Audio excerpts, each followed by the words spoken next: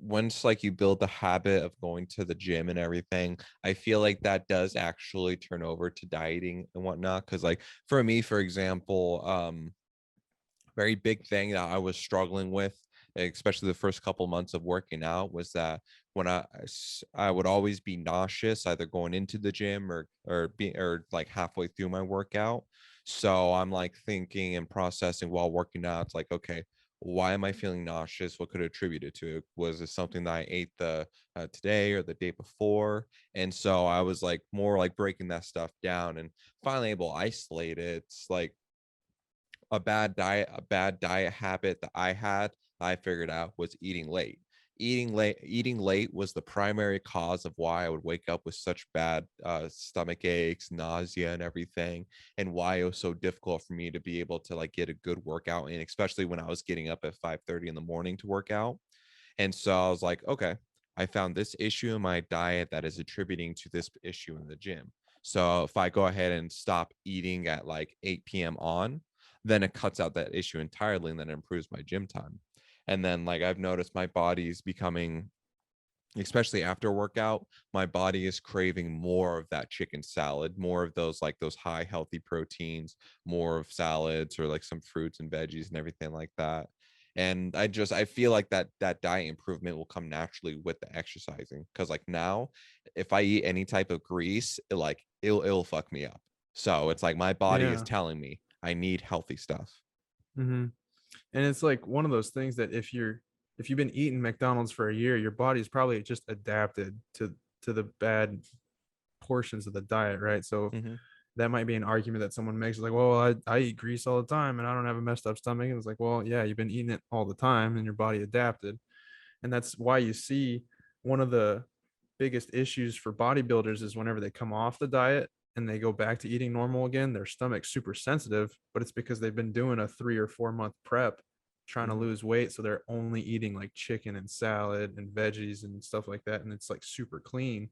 And the body gets accustomed to like, Hmm. you know, having straight stuff. So anytime you reintroduce something shitty back in, it's gonna have a pretty negative effect, right?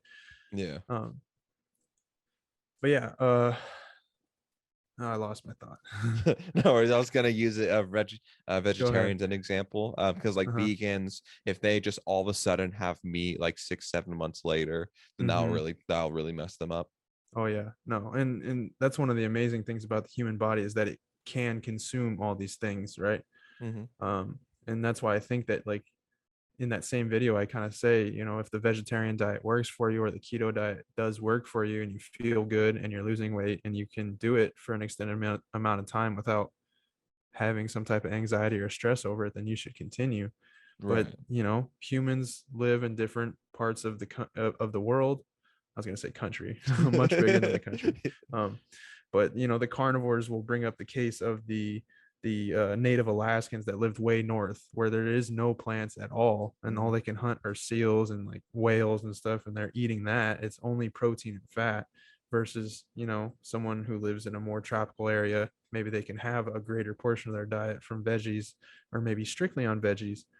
um, the human body is just amazing and it's able to adapt and do whatever is best for it. So, kind of to what you were talking about a second ago, I think it's really good that you listened to your body and like figured out the thing with the nausea because, and I was guilty of it for a very, very long time, but just not listening to my body because your body knows so much and it's sending you Mhm. signals every single moment of the day. And if we would just stop and listen to them half the time, we would probably figure a lot more stuff out a lot quicker and improve our health.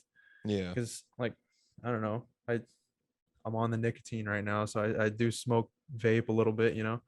Um, it it's cool. I get the little rush, the nicotine rush, but then like Lo- immediately after it wears off, I get like a little headache and it feels pretty shitty. Yeah. And I don't listen to it because I just concentrate on the little nicotine rush.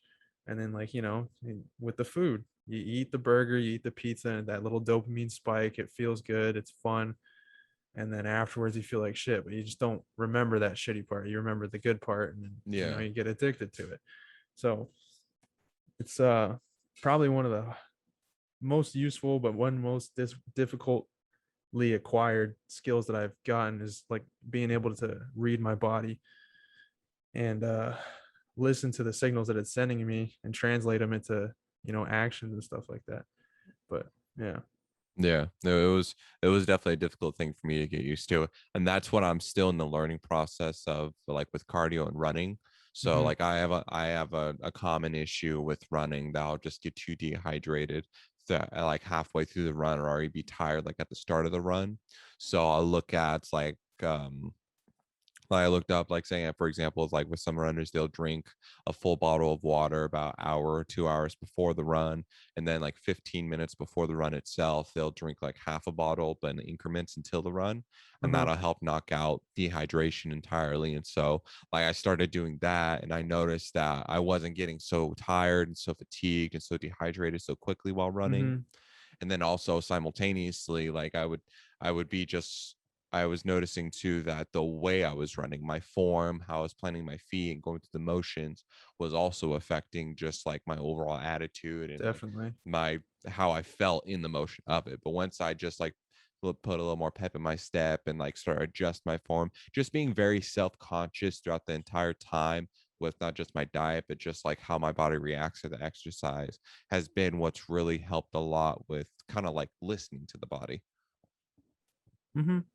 Yeah, and it's like, even like a funny example that we can say is like, imagine you're sitting on a bean bag, and it's infinitely adjustable basically, right? Because you can move the beans in the bag wherever they want to go. Hmm. The longer you sit in it, the like closer you're going to get to like the most comfortable orientation of the beans. Like, it's just, the more miles you put in with running, your body's going to eventually settle into what is best for it. Hmm. um and it's just getting in there and doing it, and letting the body figure it out.